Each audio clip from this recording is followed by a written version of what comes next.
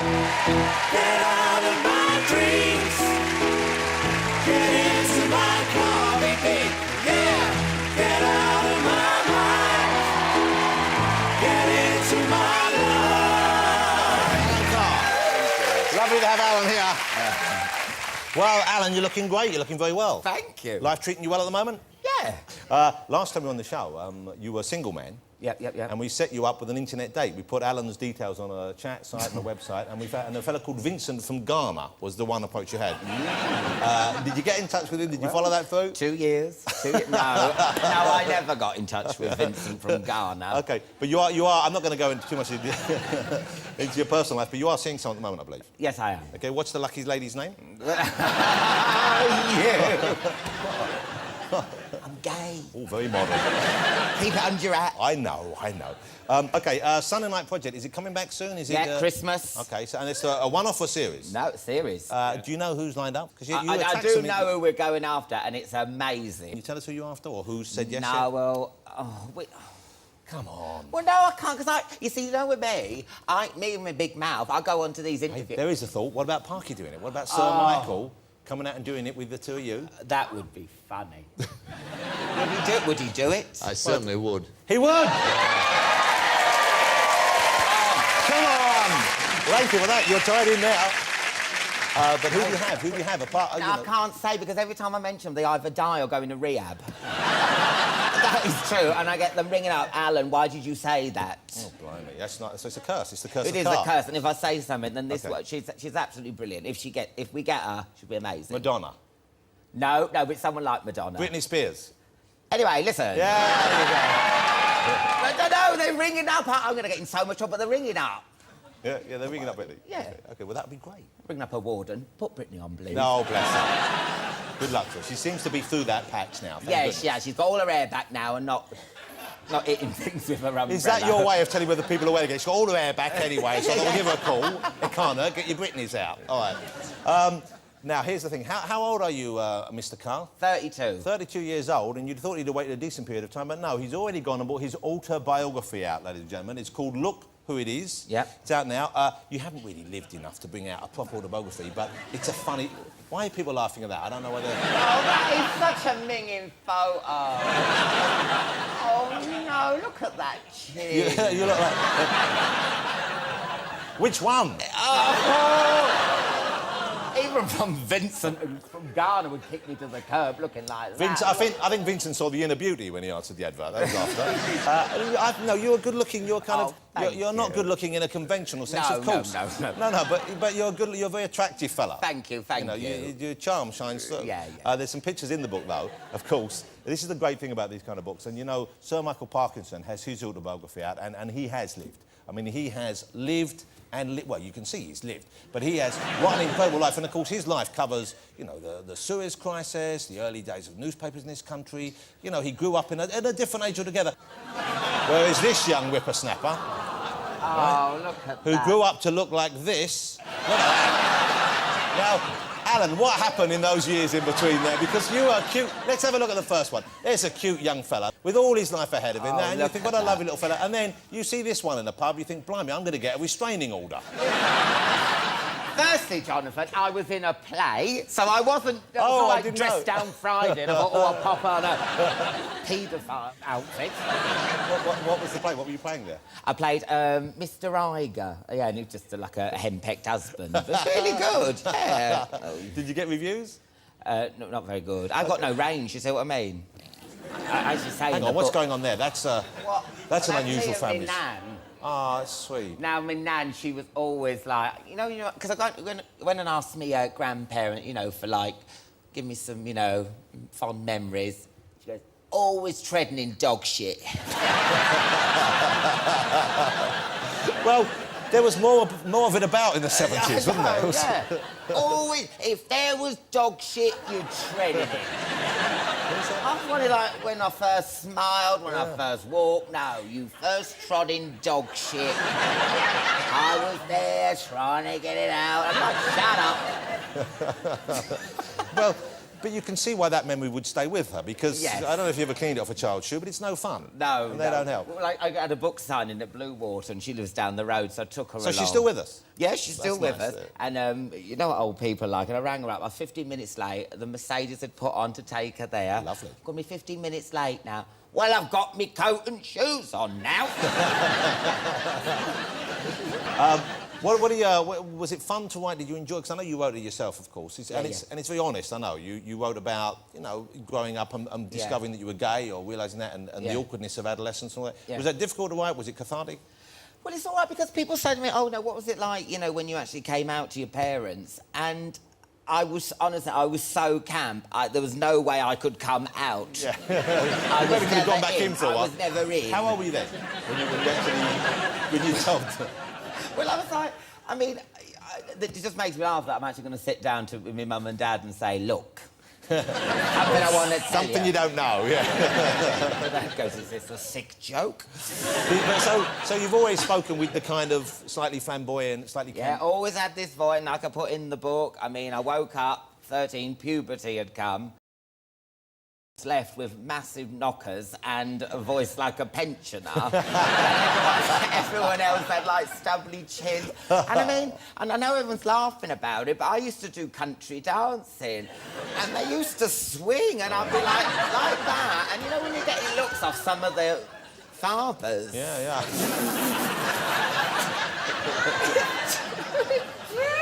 Well, they were confused, and they were perhaps curious. Yes. Now, in the book, and I've enjoyed the book very much. It's a great read. Did you mention in the book, you talk about some of the jobs you had before you decided you wanted to go to showbiz, when you were in those, when you were at school also, but afterwards, some of the worst. What were the worst jobs you had?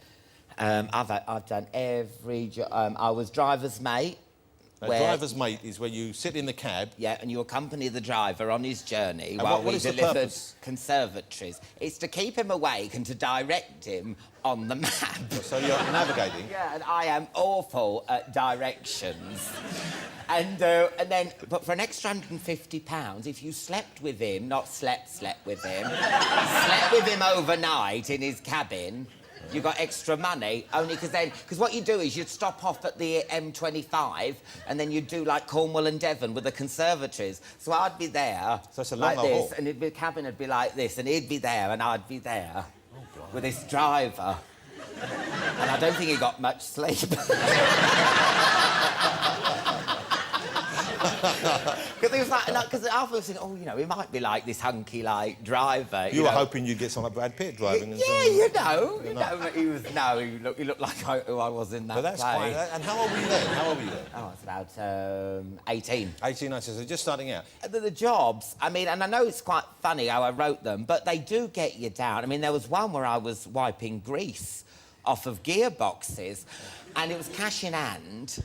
So I had a massive pot of meths and a rag, and I had to wipe them off like that, and then run into this massive oven, hook them on, and then go and get it round the other back with these massive oven gloves. But the meths were seriously affecting my health, and I was like, I know everyone's happy when they leave at 5 o'clock. I was like this. All over the place. Off my face. That's the kind of world I lived in. Well, there was a different world for you. I feel sorry for you because you're kind of you're quite a delicate I fella. am a delicate You're suddenly soul. thrown into all these big butch fellas. You have to pretend to be otherwise. Now, did you? What was the first approach you had from a man? Did you approach a man first, or did a man come on to you? When did that happen? The thing is, very drunken at the beginning. I mean, because I grew up in Northampton and there's no gay bars. Or there's no gay scenes. So what I used to do was, I used to wait for the hairdressers to finish and follow them and see where they went.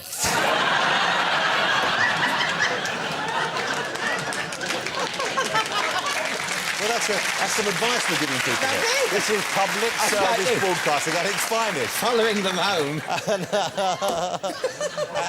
And did you get any action that way? You found out where to go? A few, but very drunk. I was so nervous. I was nervous dear. about it. Well, of course you would be. We all are when we start out on the, Yeah, growing it's up as people. terrifying, Regardless, isn't straight or it? gay, you're nervous to begin with. Now, Alan Carr, I believe you have just recorded, because you can not just buy the book in book form, but you've also recorded it. You recorded it, and it's a kind of a praised version, I guess, of the book you recorded. Yeah, it's like you sit in this booth and you just talk, and then they will say, oh, you got that wrong, you said it wrong, and It's really depressing doing it, but the thing is, they gave me Gordon Ramsay's biography, Audiobook, to listen to get some hints, and I put it in.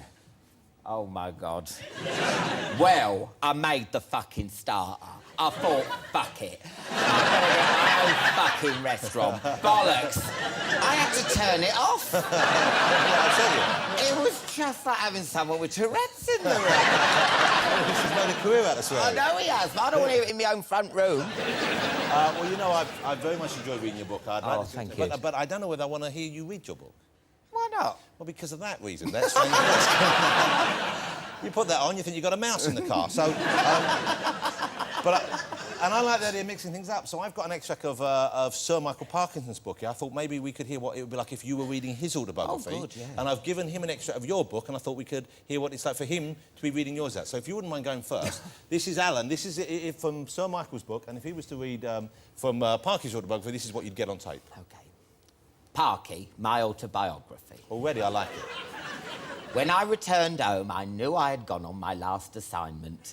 I simply wasn't designed to be one of that special breed who lived with a packed case by their beds and couldn't wait to be sent to a foreign land. I was a feature writer, trying to be a hard-nosed foreign correspondent, and it didn't work. I had tried, but was found wanting. If I had a future on television, it would be elsewhere. You see? Now that, I don't want to give you ideas, Michael, but that would sell itself. That's a book I'd buy. OK, if you wouldn't mind, Sir Michael, you ready? This is Sir Michael. If he was to read Alan Carr's book on tape, this is what you'd be getting for your money. Brilliant, and he's had a very eventful life, even in repose, as you'll find out here. Once I remember waking up one morning in a strange house with a Jack Russell sitting on my face. This could seriously affect my career, actually. I know this sounds perverse, but the house was so cold, I let her sit on it for a bit longer. You can't beat a warm face. You cannot beat it. Thank you, Sir Michael. OK, I'm looking forward to hearing your book on tape as well. Yeah. Also, two things I hear. One is there's another series of the Celebrity Ding Dong coming on. Yeah, next Friday. That's on Channel 4, but you've changed it, this series. Yeah. We've got... It's celebrities versus celebrities, because we got told off for picking on civilians and celebrities. Now, civilians is what you call non-famous people. Yeah. So now it's celebrities and celebrities. Yeah, we've got EastEnders versus Coronation Street. That'd be fun. So it's good, yeah. That could end in tears if you're not careful there. Oh, and is this true? I hear that you're going to do a chat show? Well, it is... Yes. Oh, my God. What am I So, gonna Michael, do? you got out just in time. Look at they're letting in now. They're letting any Tom, Dick or Harry do it. Me and the Jack Russell. What kind of show will it be? Is it a specific kind of show? Is it going to be... Listen, do you know what? I've got so much on my plate at the minute. Yeah. I've just, you know, we've got Ding Dongs and Sunday Night Project and all that lot. But, yeah, next year it will be. But, you know, I want to get some tips. What do you reckon? Do you reckon I've got it? Well... You've got something, for sure, right? OK, I'm sure, you know what, because you are who you are, and I find you impossible not to like, so I think whatever you do... Tell that to the driver. Yeah. I have no advice to offer you, but you know what, I would watch that like I'd watch anything you're in. Thank you, Ladies and gentlemen, Mr Alan Carr. Thank you. That's the best one, you've got to write more books. No, all the stories are there. Alan Carr. Great, isn't it?